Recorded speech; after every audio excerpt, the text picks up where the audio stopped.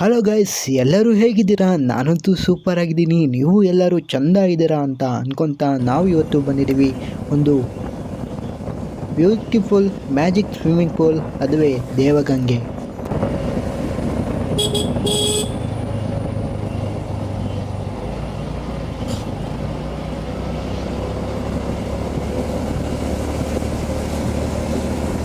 ದೇವಗಂಗೆ ಹೋಗೋಕ್ಕಿಂತ ಮುಂಚೆ ಒಂದು ಒಳ್ಳೆಯ ಪ್ಲೇಸ್ ಇದೆ. ಒಂದು ಕೆರೆ ಹತ್ರ ಹೋಗ್ತಿದ್ದೀವಿ. ಆ ಕೆರೆಯಿಂದನೇ ದೇವಗಂಗೆಗೆ ನೀರು ಸಪ್ಲೈ ಆಗ್ತಾ ಇದೆ.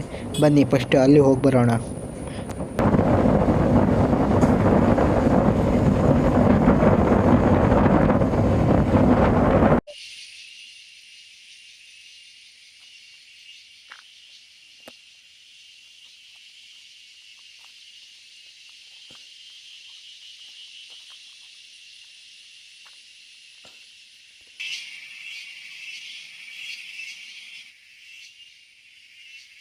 ನೋಡ್ತಾ ಇರ್ಬೋದು, ಇಲ್ಲಿಂದನೇ ನೀರು ದೇವಗಂಗೆ ಕೊಳಕ್ಕೆ ಹೋಗ್ತಾ ಇದೆ. ಬ್ಯೂಟಿಫುಲ್ ಆಗಿದೆ ನೋಡಿ ಕೆರೆ.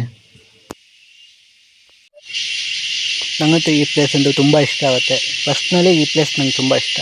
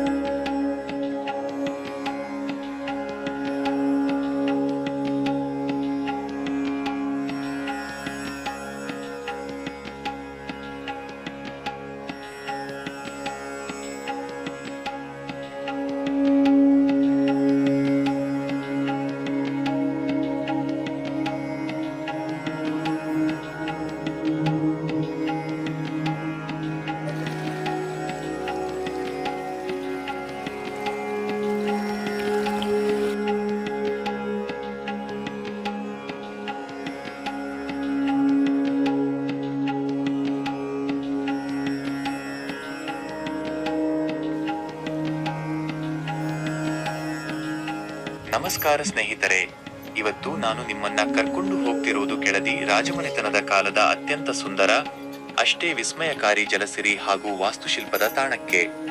ಅದೇ ದೇವಗಂಗೆ. ನಗರದಿಂದ ಕೊಲ್ಲೂರು ಮಾರ್ಗದಲ್ಲಿ ಸುಮಾರು 2 ಕಿಲೋಮೀಟರ್ ಸಾಗಿ ಬಲಕ್ಕೆ 1.5 ಕಿಲೋಮೀಟರ್ ಮುಂದೆ ಹೋದ್ರೆ ಸಿಗುತ್ತೆ ಈ ಐತಿಹಾಸಿಕ ರತ್ನ. ಈ ಪ್ರಮುಖ ಕೊಳದ ಪಕ್ಕದಲ್ಲೇ 7 ವೈವಿಧ್ಯಮಯ ಚಿಕ್ಕ ಕೊಳಗಳಿವೆ. ಅಂದು ಇವುಗಳಲ್ಲಿ ಕಾರಂಜಿಗಳು ಚಿಮ್ಮುವಂತೆ ಅದ್ಭುತ ತಂತ್ರಜ್ಞಾನ ರೂಪಿಸಿದ್ರು. ನಿಮಗೆ ಗೊತ್ತಾ? ಭಾರತದ ಶ್ರೇಷ್ಠ ಎಂಜಿನಿಯರ್ ಸರ್ ಎಂ ವಿಶ್ವೇಶ್ವರಯ್ಯನವರು ಈ ಜಾಗಕ್ಕೆ ಭೇಟಿ ನೀಡಿದ್ದಾಗ ಇಲ್ಲಿನ ಕಾರಂಜಿ ವ್ಯವಸ್ಥೆ ಕಂಡು ಆಶ್ಚರ್ಯಚಕಿತರಾಗಿದ್ರಂತೆ. ಮುಂದೆ ಅವರು ನಿರ್ಮಿಸಿದ KRS ಬೃಂದಾವನದ ಕಾರಂಜಿ ವಿನ್ಯಾಸಕ್ಕೆ ಈ ದೇವಗಂಗೆಯ ಪ್ರೇರಣೆ ಅನ್ನೋ ಪ್ರತೀತಿ ಇದೆ.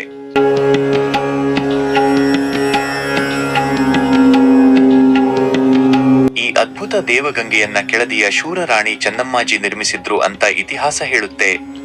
ಇದು ಅಂದಿನ ರಾಜರ ವಿಹಾರ ತಾಣ ಮತ್ತು ರಾಣಿಯರ ಈಜುಕೊಳವಾಗಿತ್ತು. ಇಲ್ಲಿನ ನಿಜವಾದ ವಿಸ್ಮಯ ಇರೋದೇ ಇದರ ಜಲತಾಂತ್ರಿಕತೆಯಲ್ಲಿ. ಮೇಲ್ಭಾಗದಲ್ಲಿರೋ ದೊಡ್ಡ ಕೆರೆಯಿಂದ ತಾಮ್ರದ ಕೊಳಾಯಿಗಳ ಮೂಲಕ ಈ ಕೊಳಕ್ಕೆ ನೀರು ಹರಿದು ಬರುತ್ತೆ. ವಿಶೇಷ ಅಂದ್ರೆ ವರ್ಷದ ಎಲ್ಲಾ ಕಾಲದಲ್ಲೂ ಇಲ್ಲೇನಿಲ್ಲ ಅಂದ್ರೂ ಸುಮಾರು 4 ಅಡಿ ನೀರು ಒಂದೇ ಮಟ್ಟದಲ್ಲಿ ನಿಂತಿರುತ್ತೆ.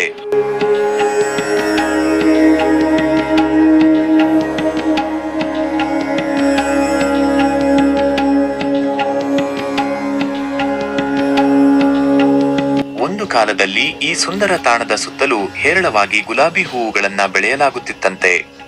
ಇಲ್ಲಿ ಬೆಳೆದ ಹೂವುಗಳು ನೇರವಾಗಿ ಮೈಸೂರು ಅರಮನೆಗೆ ರವಾನೆಯಾಗುತ್ತಿದ್ದವು. ಅಷ್ಟೇ ಅಲ್ಲ, ಭಾರತದ ಎಲ್ಲಾ ಪುಣ್ಯ ನದಿಗಳ ತೀರ್ಥವನ್ನು ತಂದು ಈ ಕೊಳಗಳ ನಿರ್ಮಾಣಕ್ಕೆ ಬಳಸಲಾಗಿತ್ತು ಅನ್ನೋ ನಂಬಿಕೆ ಇದೆ.